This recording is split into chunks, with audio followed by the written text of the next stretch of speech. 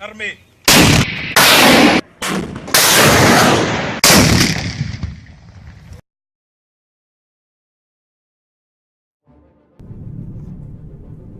دوای داگیرکردنی کۆبانێ لەلایەن چەکدارانی داعش لە 19 ئەیلولی 2014 مەسعود بارزانی سەرۆکی هەرێمی کوردستان بڕیاریدا 150 پێشمەرگە بۆ هاوکاریکردنی شەروانان ڕەوانەی کۆبانێ بکات. دواتریش بڕیارەکە لەلایەن پەرلەمانی کوردستان لە 15 تشرینی یەکەمی 2014 پەسەند کرا و یەکەم کاروانی هێزی پێشمەرگەش لە 27 تشرینی یەکەمی هەمان ساڵ گەیشتە کۆبانێ. دوای نزیکەی 90 ڕۆژ و لە 26 کانونی دووەم 2015 کۆبانێ بە تەواوی ئازاد کرا.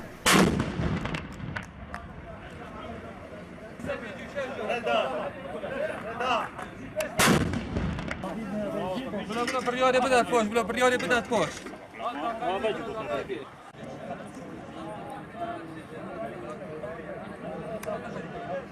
بدي حزاك يا مير شنو مصور كان مو مصور كان هاي فوش ايش ناوي نبدا فاضي كده تمام باش استنى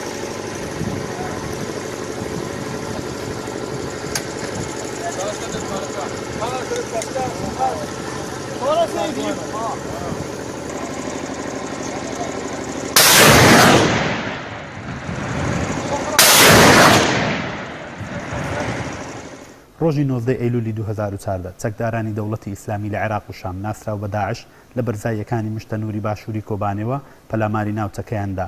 دواتریش بەشێکی زۆری کۆبانەیان کۆنتڕۆڵ کرد.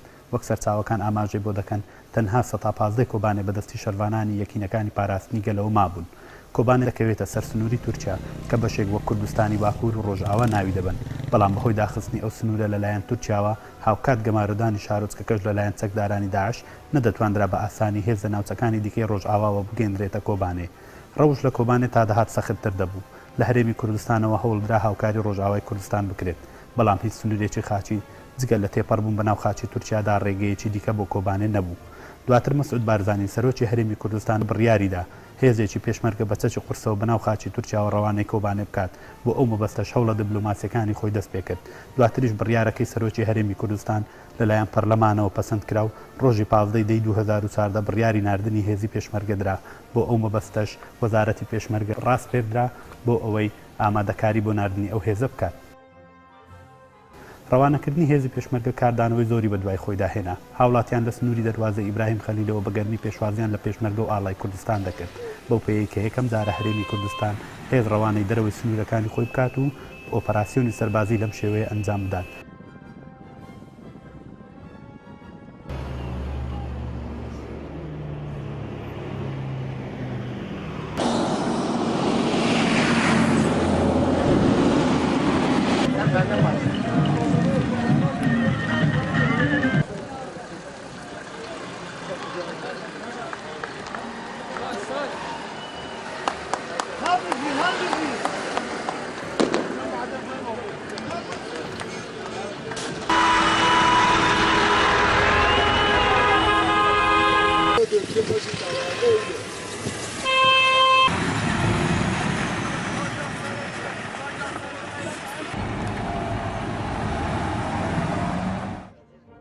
ئەو هێزەی پێشمەرگە ژمارەیان 150 پێشمەرگە بوو. لە ماوەی ماوەنەوەیان لە کۆبانێ 3000 ئاڵوگۆڕیان پێکرا.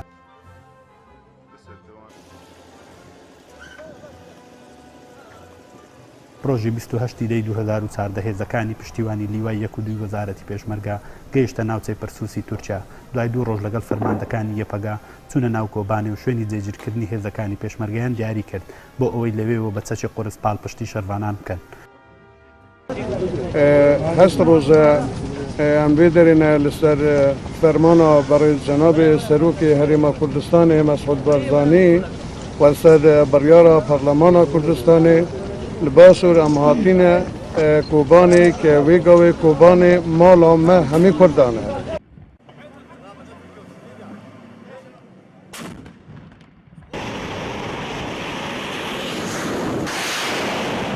هاوکات لەگەڵ پاڵپشتیکردنی پێشمەرگە فڕۆکە جەنجەکانی هاوپەیمانی و دەوڵەتی دژی داعش لە ئاسمانەوە پاڵپشتی هێزە زەمینیەکانیان دەکرد.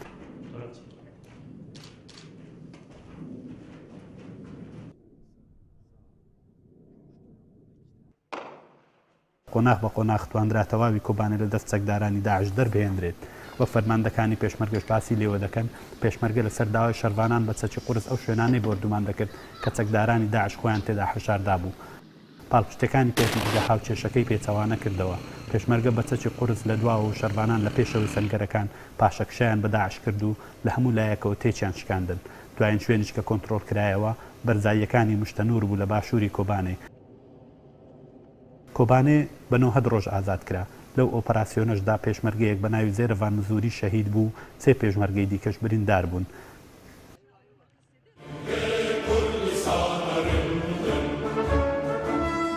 لە 26 2015 کۆبانێ بە تەواوی ڕزگار کرا و ڕۆژێکیش دواتر ئازادکردنەوەی ئەو شارە بە فەرمی ڕاگەیەندرا